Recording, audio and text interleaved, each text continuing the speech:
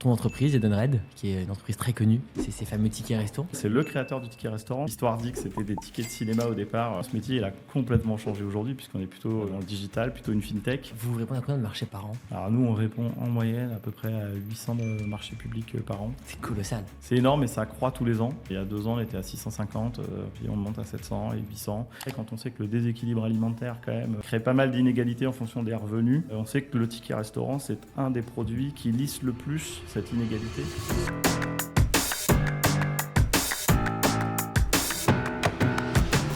Je suis Hugues Renaud et vous êtes dans le Go No Go, le podcast pour tout savoir des appels d'offres publics et des entreprises qui chaque jour gagnent des marchés. Bonjour Julien, je suis ravi de t'accueillir aujourd'hui. Écoute, ravi aussi, je suis ravi d'être là avec vous. Donc aujourd'hui, on va parler évidemment marché public, on va parler de ton entreprise, Edenred, qui est une entreprise très connue. C'est ces fameux tickets resto. Ouais, c'est le Qu'est-ce que ticket vous faites ? restaurant. Ouais, c'est le créateur du ticket C'est vrai ? restaurant. Ouais, c'est le créateur du ticket restaurant. C'est vraiment Ça date de quand ? Il y a 60 ans, un peu plus de 60 ans, ça a été créé à l'époque par Jacques Borel. L'histoire dit que c'était des tickets de cinéma au départ qui étaient fournis pour faire office derrière de tickets pour quand les gens venaient manger chez lui. Il paraît qu'il y a dans les sous-sols de chez Edenred une imprimerie. Alors on a déménagé au mois de janvier, mais on en reparlera effectivement. Notre premier métier, c'était de l'imprimerie. On était finalement presque une industrie et un imprimeur. Effectivement, ce métier, il a complètement changé aujourd'hui puisqu'on est plutôt dans le digital, plutôt une fintech. Et Edenred, c'est quand même 60 ans d'évolution technologique. C'est de l'investissement, c'est de la réflexion puisque on est leader aujourd'hui sur notre marché, sur toute la solution de transactions digitales, sur tout ce qui est plateforme de bien-être pour les salariés ou les agents. Ça, c'est notre cœur et notre ADN, mais c'est 60 ans d'innovation continue pour arriver à rester leader et à continuer à accompagner la transformation de notre marché. Et peut-être pour bien comprendre, pour ceux qui n'ont pas de ticket resto, ce qui est mon cas... C'est pas normal. Il faut te plaindre. C'est ton propre patron. Il faudra qu'on en discute. Mais il y a d'autres avantages chez Tengo. Qu'est-ce que c'est un peu les ordres de grandeur, les chiffres d'Edenred pour qu'on comprenne? Vous êtes combien de salariés? Vous équipez combien de... Aujourd'hui, en France, c'est 1200 salariés. C'est une entreprise qui croît. Le titre restaurant est aujourd'hui un marché qui est encore pas à maturité, c'est-à-dire que tous les salariés, comme toi d'ailleurs, n'ont pas encore le ticket restaurant. Donc il y a encore du monde à convertir à ce beau produit. Tu parlais des innovations d'Edenred. Oui. Quelle a été la première, on la comprend, c'est ces tickets de cinéma un peu plus améliorés. On a été les premiers à sortir la carte. On a été les premiers à être partenaires d'Apple Pay quand ça s'est lancé en France sur les solutions de paiement. Et là, on vient de sortir une toute dernière solution qu'on appelle Edenred Plus chez nous, qui est une plateforme qui bénéficie de toutes les dernières technologies et qui est un vrai pas et un vrai gap technologique pour nous aussi et pour nos clients. Alors, qu'est-ce qui permet ? Elle permet tout. Non, c'est une plateforme unique dans laquelle tu vas retrouver l'ensemble des avantages du salarié ou de l'agent qui vont être concentrés dans cette même plateforme, et que ce soit pour la gestionnaire dans sa gestion de commandes, parcours, factures, tout est centralisé à un endroit, mais aussi, et c'est peut-être le plus important pour l'agent ou pour le salarié, et lui aussi va retrouver l'ensemble de ses avantages dans une seule plateforme, que ce soit les tickets restaurants, les chèques cadeaux, les CESU, et ça permet d'avoir une plateforme globale. Et puis surtout, elle a un avantage, c'est qu'en termes de technologie, de sécurité informatique, elle est aujourd'hui au mieux de la performance qu'on peut avoir.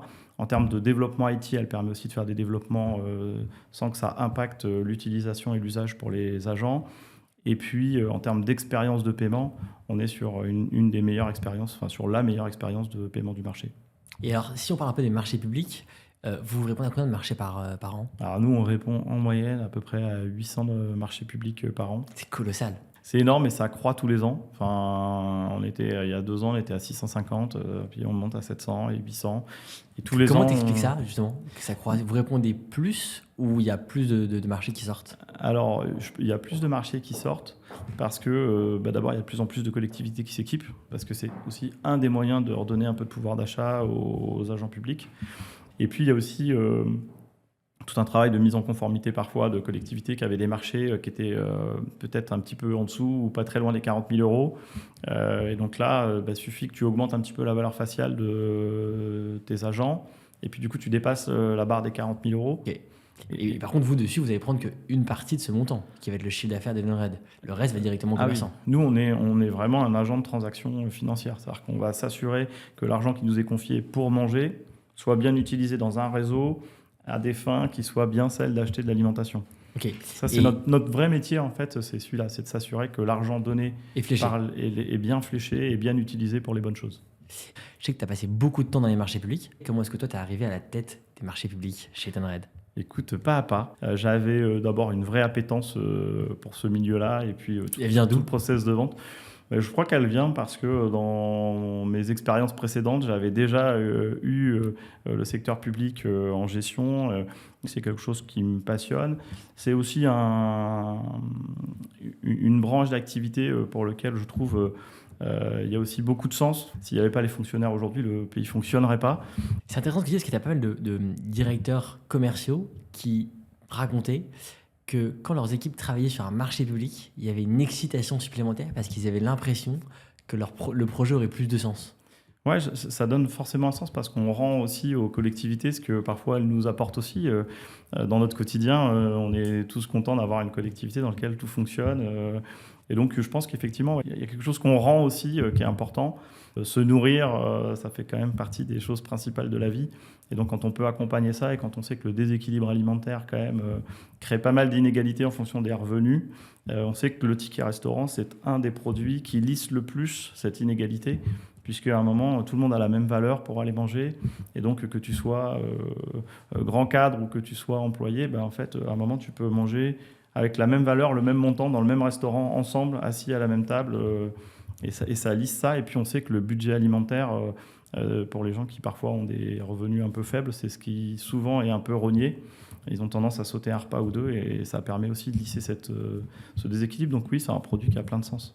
Et ce qui est intéressant, c'est que vous êtes une entreprise innovante, notamment sur les marchés publics.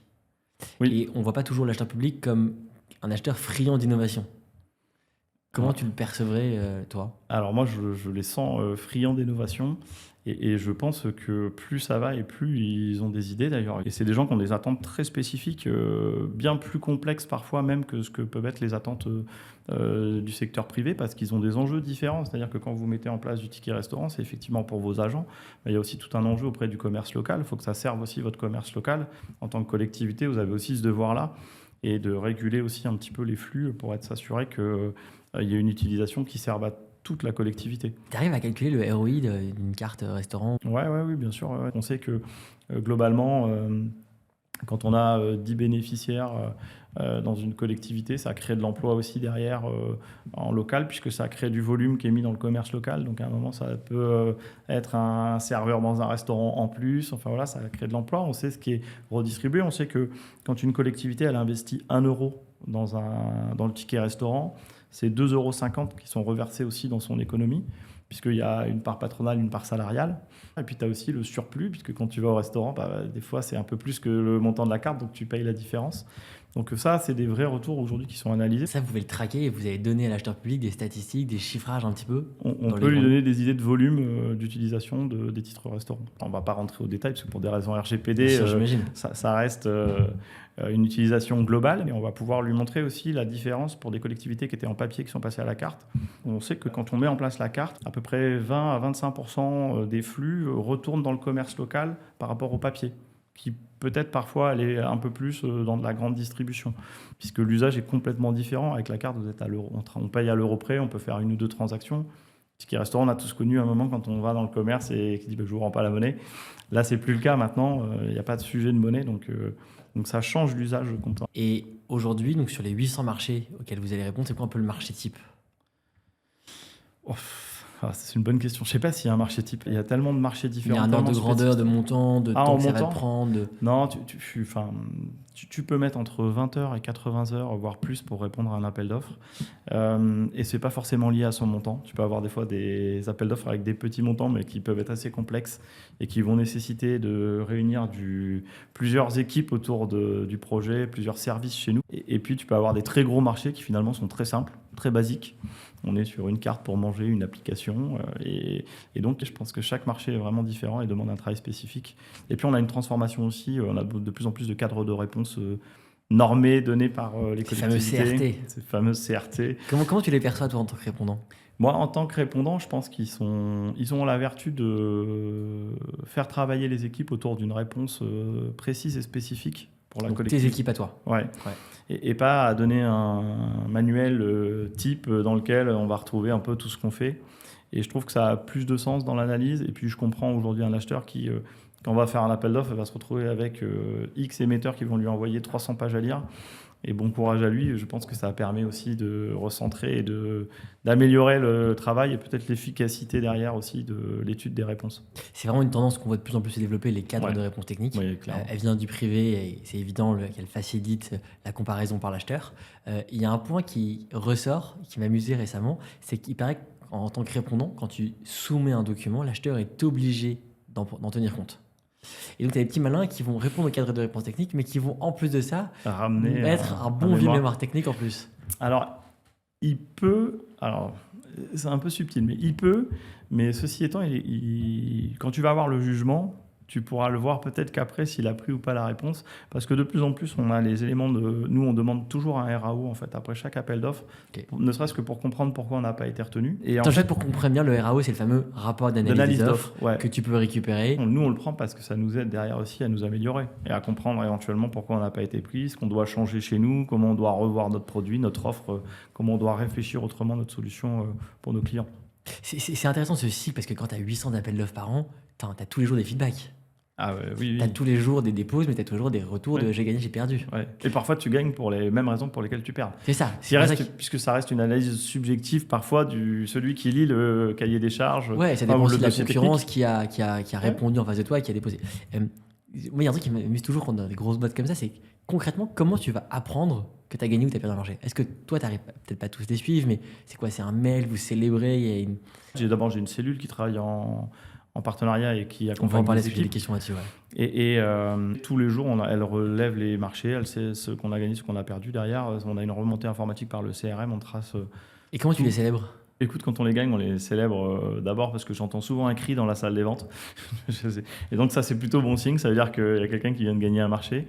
Et puis après, on se retrouve quand même assez régulièrement pour pouvoir célébrer aussi nos victoires et savourer ces victoires-là. Aujourd'hui, avec ton expérience, comment tu t'expliquerais qu'il y a certains acheteurs face à un cahier des charges qui soit très très poussé, très très spécifique, voire même avec des choses qui ne sont pas déjà sur l'étagère et qui vous poussent vous à innover, et d'autres qui vont vers du standard? Je pense que l'enjeu social de la collectivité peut être très différent. C'est-à-dire qu'il y a des collectivités pour lesquelles le ticket restaurant, c'est un enjeu social fort. Et donc, ils ont des attentes fortes parce que derrière, les agents aussi ont des exigences fortes. Et donc, pour leurs agents, ils essayent de trouver ce qui peut correspondre le plus aux attentes. Et puis, il y en a d'autres pour lesquels je pense que c'est un enjeu social un petit peu moins fort. Et donc, globalement, j'ai envie de dire, ils sont sur une utilisation simple, standard du produit. Je veux une carte, je veux aller manger, je veux que ça marche. Et puis, il y en a d'autres qui... Parce que comment va se construire le cahier des charges côté acheteur? C'est intéressant ce que tu dis, hein, comment ça reflète un peu l'état de l'acheteur, de la mairie ou de l'organisation publique. Mais comment ça va se construire? C'est des syndicats qui vont le faire? C'est les représentants du personnel? C'est uniquement l'acheteur qui va gérer Généralement, c'est un collectif. Tu as tous ceux qui sont c'est plutôt souvent des collectifs entre les équipes RH qui gèrent ce produit-là, une cellule achat, appel d'offres dans les collectivités.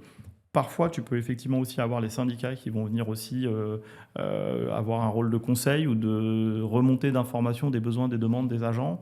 Donc parfois, c'est tripartite, ça dépend. Ce qu'on disait, ça dépend vraiment des collectivités. Chaque collectivité est très différente sur sa façon de gérer ce service-là. Et son niveau d'innovation ou de personnalisation qui va être attendu. Exactement. C'est quoi le truc le plus dingue que tu as demandé à une collectivité? Parce que, en fait, ce qui m'intéresse, c'est que ce produit, il a l'air tellement simple. Enfin, c'est un bon de cinéma amélioré, tu vois, j'aime beaucoup ton image. Et pour autant, je suis sûr que tu parles des exemples hyper exotiques ou loufoques. C'est dur avec moi quand tu dis ça, mais c'est pas le but. Non, la demande la plus folle qu'on puisse avoir, c'est des restrictions, en fait. Souvent, c'est des restrictions. Ce qui vient nous complexifier les choses, c'est quand on commence à avoir des gens qui veulent restreindre sur une ville, sur des tranches horaires bien précises. Par exemple, ils voudraient que ça ne marche que pour le déjeuner, donc que de 11h à 15h. Voilà, on peut avoir des demandes qui d'ailleurs des fois sont même pas en adéquation avec le cadre légal, donc tu es obligé d'aller voir la collectivité et de dire mais attendez là, en fait, je comprends ce que vous voulez faire mais c'est pas possible, ou alors que utilisable autour des 5 restaurants qui sont autour des endroits des bâtiments municipaux. Enfin voilà, on peut avoir des fois des choses. Dans ce cas, tu poses une question, Ouais, généralement dans ce cas-là, on ramène au cadre légal quand même en expliquant que même si je comprends leur vision, leur enjeu, leur intérêt, il y a quand même un cadre légal autour du ticket restaurant qui fait qu'on ne peut pas tout faire. Donc on a parlé de grandes victoires. Est-ce qu'à l'inverse, il y en a un où, quand tu le regardes aujourd'hui, tu te dis c'était un cauchemar ce marché? Un marché où on avait des délais qui étaient intenables pour répondre, c'était très court. C'est combien de temps en moyenne chez vous, généralement, dans votre activité? C'est entre 11 jours et un mois, en règle générale. Des fois, on a un petit peu plus, mais souvent, tu es quand même tenu de toute façon par les règles aussi de ces marchés-là. Et là, c'est court quand même. C'est très très court, surtout si tu as beaucoup de spécificités, parce qu'il y a des spécificités qu'on valide en comité, nous, avec, je le disais, marketing, transport. Ça impacte d'autres services que le service commercial, donc c'est important aussi qu'on prenne tout ça en compte pour être sûr d'avoir une réponse qui soit réalisable pour le client, parce qu'in fine, c'est ça quand même l'objectif final. Et donc là, on avait un délai dingue avec des demandes qui étaient très exotiques parfois. On y a passé beaucoup d'heures jusqu'à tard le soir, voire même jusqu'à le samedi pour arriver à le finir, à le déposer sur une plateforme où ça a été compliqué le dépôt parce qu'il y avait beaucoup de pièces jointes. Enfin, voilà. Et puis à la fin, tu perds le marché. Et ça, c'est dur parce que tu as mobilisé beaucoup d'équipes. Tes équipes, elles ont aussi passé du temps dessus. Et derrière, pour un résultat qui n'est pas celui escompté. Et donc ça, c'est parfois douloureux, même si ça nous permet quand même de nous faire grandir, de nous faire travailler en collectif aussi. Et ça ressort toujours quelque chose de positif et de bon à la fin. C'est bon de garder ce positif. Et c'est marrant parce que, encore une autre personne me disait récemment que l'avantage des appels d'offres, c'est que ça soude les équipes. Il y a un tel niveau d'intensité, parfois de stress, de rigueur et de charge de travail qui te force à travailler en équipe qu'au final, il y a des gens qui adorent ce genre de projet. Je suis assez d'accord. Tu ne réponds pas à un appel d'offres tout seul. Tu engages l'entreprise. Tu es obligé de travailler avec tous les services. Et tu vois la force d'une entreprise, à la capacité de ses services à se souder ensemble pour aller chercher des réponses, des solutions. Et je n'ai jamais vu quelqu'un me dire non, on ne va pas le faire. Il y a toujours OK, comment on va le faire? La question, ce n'est pas est-ce qu'on le fait ou pas, c'est comment on va le faire. Génial. Et c'est la première fois que tu me parles de ces équipes. Est-ce que tu me parles un peu de... C'est une question, on a rencontré Augustin qui dirige notamment les marchés publics chez Alan. Donc c'est pas vraiment le même métier que vous, c'est un métier de mutuelle. Et il me demandait de me charger de te poser la question de comment vous étiez organisé pour avoir réussi ce scale, ce passage à l'échelle avec un tel volume de marché. Quelles sont un peu les ressources dans ton équipe? Combien de personnes? Quels sont les différents postes? On y a mis 3 choses. D'abord... j'ai des équipes sur le terrain, j'ai des équipes qui sont sédentaires, j'ai une cellule appel d'offres qui nous accompagne au quotidien et qui détecte les marchés, dépose les marchés, fait aussi un peu de rédaction, prend une partie des rédactions aussi et qui travaille avec nous. Et puis derrière, on y a mis du process, c'est-à-dire qu'on y a mis derrière des étapes dans lesquelles on scripte un peu les marchés, on définit qui sont les services qu'on doit aller solliciter. On y a mis beaucoup de méthodologie finalement pour essayer d'être le plus efficient possible pour gérer les volumes. Et après, je ne te cache pas qu'il y a des périodes où on souffre un peu plus que d'autres parce qu'on a une vraie saisonnalité dans les appels d'offres. C'est-à-dire que sur les 800 appels d'offres, j'en gère à peu près 300, 350 sur 3-4 mois. Et donc le reste sur l'année. Et là, on est en plein dedans. Merci d'avoir pris le temps. C'est ça. Là, vraiment, pour nous, septembre, octobre, novembre, c'est vraiment notre haute saison. Alors, c'est notre haute saison en cas des hausses puisque c'est la période où on fait les chèques cadeaux pour Noël. Et c'est aussi la haute saison pour nous, appel d'offres. Et donc là, les équipes sont... Et alors, c'est combien de personnes, les équipes? Moi, chez moi, j'ai une trentaine de personnes qui travaillent sur la partie secteur public. Aussi bien sur le terrain et au siège, en cellule d'appel d'offres. Sédentaire, cellule appel d'offres, et puis sur l'ensemble des produits. Et j'aime beaucoup le fait que tu accordes de l'importance au process parce que je suis convaincu que c'est une clé et dans un bon taux de succès aux appels d'offres. Tu peux peut-être me parler d'une étape, celle qui pour toi a le plus d'impact dans vos process? Tous les gros marchés, on a un process de go-no-go. En fait, le commercial lit son marché, la cellule appel d'offres lit le marché pour avoir une double lecture. Et on se réunit dans une réunion qu'on a appelée chez nous go-no-go, mais dans laquelle on liste toutes les contraintes techniques du marché. Et on regarde, c'est ce fameux moment où on dit « Ok, ça on fait, on sait faire. Ça, on ne sait pas faire. » Donc là, on va soit interroger des services annexes pour dire « Voilà, on a cette problématique-là, comment on répond ?» Ou alors, on va éventuellement poser des questions parfois quand on se dit « Bon, là, il faut qu'on pose une question parce que d'abord, on ne comprend pas toujours ce qui est demandé, donc il faut qu'on soit sûr de ce qui est attendu. » Vous êtes combien en moyenne? On est 4, il y a souvent le commercial, la cellule, et puis moi je participe à toutes ces réunions-là. Et ça nous permet aussi de nous faire tous grandir mutuellement et déjà de commencer à nous projeter dans la réponse. Qu'est-ce qu'on va écrire? Là, il y a ça, qu'est-ce qu'on peut mettre? Tiens, moi j'ai déjà vu ça sur un autre marché, on peut peut-être faire ça, on peut reprendre cette idée-là. Voilà, c'est un premier moment d'échange déjà qui qui commence à co-construire notre réponse. Et tu dirais que le résultat de cette réunion, c'est vraiment un go-no-go ou c'est plutôt des points à éclaircir et vous amorcer une discussion? Non, c'est un vrai go-no-go. C'est-à-dire que ça peut arriver aussi où on se dit, bah là... Trop de red flags, on laisse tomber. Ouais, c'est ça. On peut pas y aller. D'abord, dans le timing, on ne saura pas faire. Ou alors, parfois, ça arrive aussi. Les montants de pénalité sont tellement importants que tu te dis... si tu te rates sur un truc, tu perds toute la profitabilité du marché. Donc, on ne peut pas y aller. On ne peut pas prendre le risque pour l'entreprise d'aller sur un marché comme ça. Enfin, voilà, donc, c'est une vraie réunion go-no-go. Ok. Et à l'inverse, quand vous perdez un marché, oui. Vous avez une stratégie, une méthode, un process?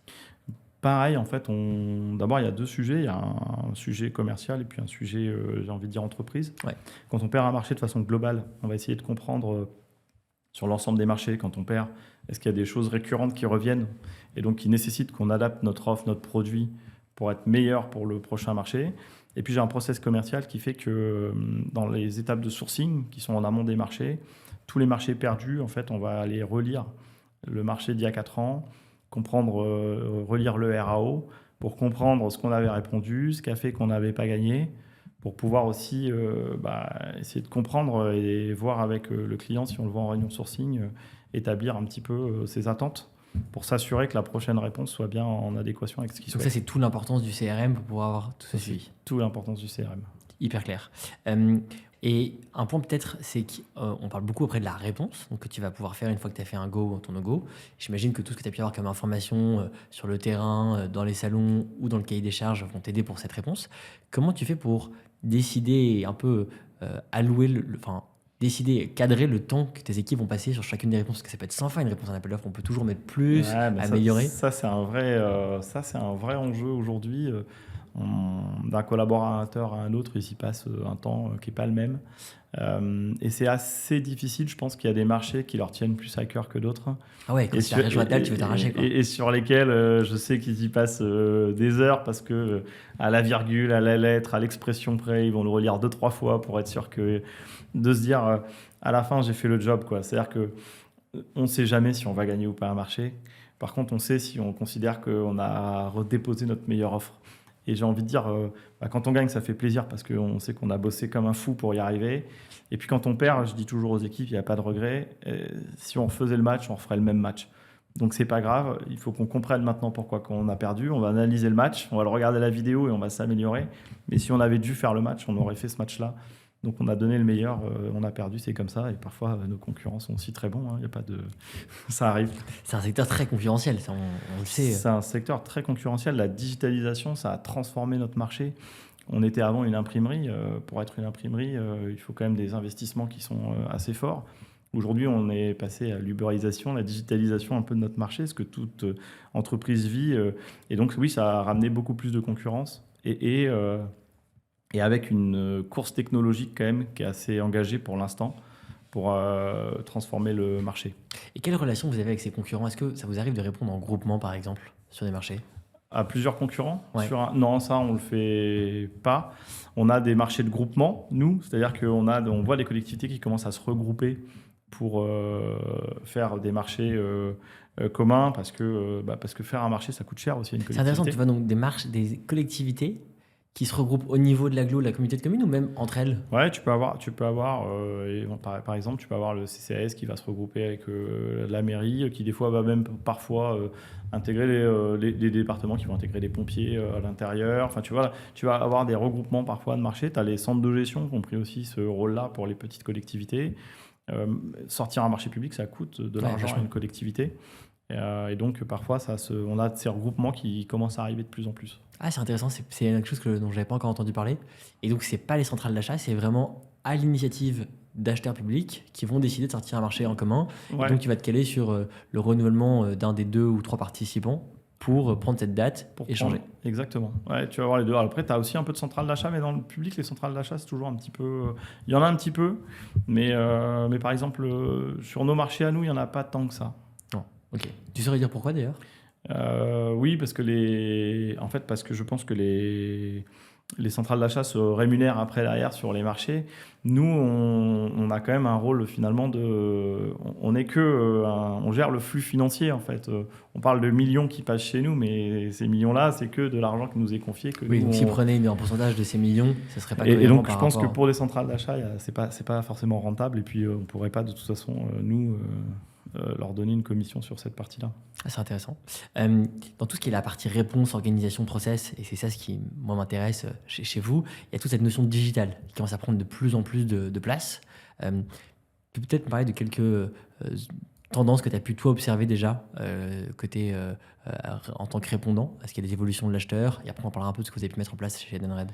Alors sur la partie digitale, oui, je pense que de toute façon, il y a des évolutions qui sont en train de se faire. Les acheteurs aussi, je pense, commencent à utiliser l'IA. Enfin, Ouais. on parle de l'IA dans nos métiers, mais je pense que les acheteurs commencent aussi à se structurer sur cette partie, et pour les cahiers des charges, mais aussi pour l'analyse des réponses. J'ai eu, il n'y a pas très longtemps, un acheteur avec qui on avait échangé post-marché qui disait bah, j'ai pris vos réponses à chacun, je les ai mis dans l'IA, j'ai ressorti une analyse. Bon, je vous avoue que si ma réponse pouvait éviter d'aller dans l'IA, ça m'interpelle un peu, mais ça veut dire quand même que c'est des choses qui vont arriver. Et ça veut dire que si lui l'a fait, et il me l'a dit parce qu'on en a échangé après, j'imagine qu'il y en a d'autres qui ont déjà fait ce schéma de prendre nos réponses, de les mettre dans de l'IA pour regarder quels sont les points forts de l'offre. Enfin, s'ils prenaient ça.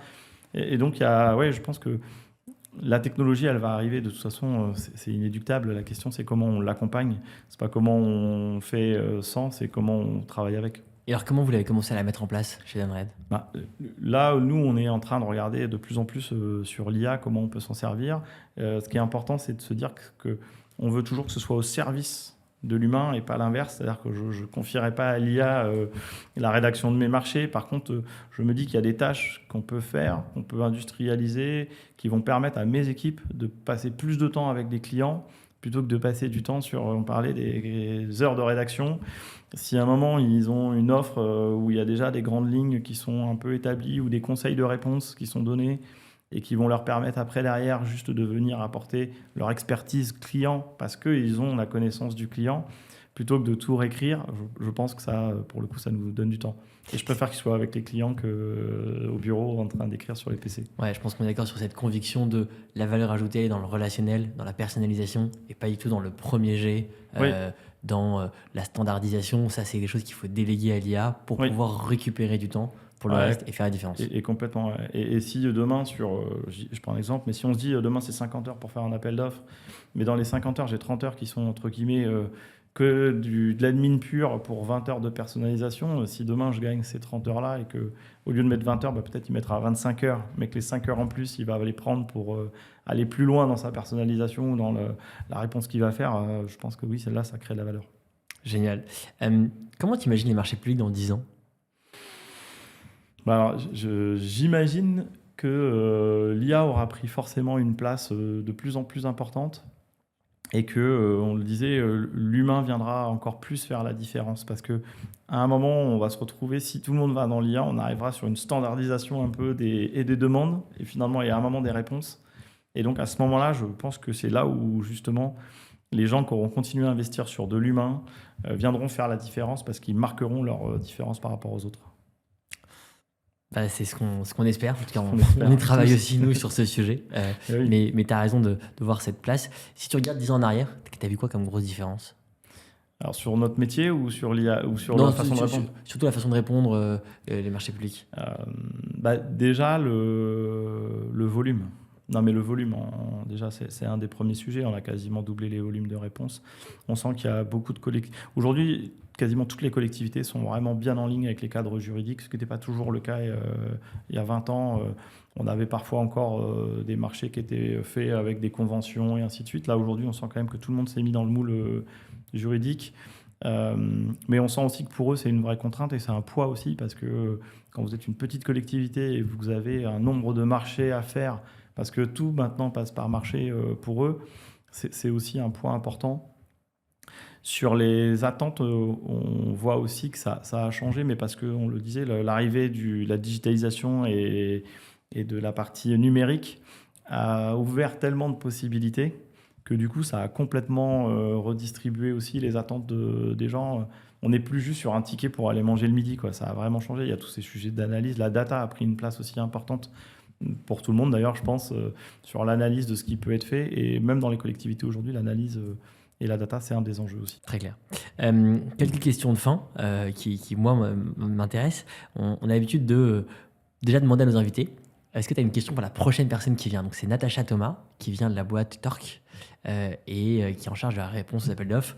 Tu me disais que tu les connaissais un petit peu parce qu'ils sont dans un secteur que tu sembles déjà J'ai connaître. connu. Ouais, oui, j'ai travaillé chez Elis pendant longtemps. Donc, non, si j'avais une question à lui poser, je lui demanderais...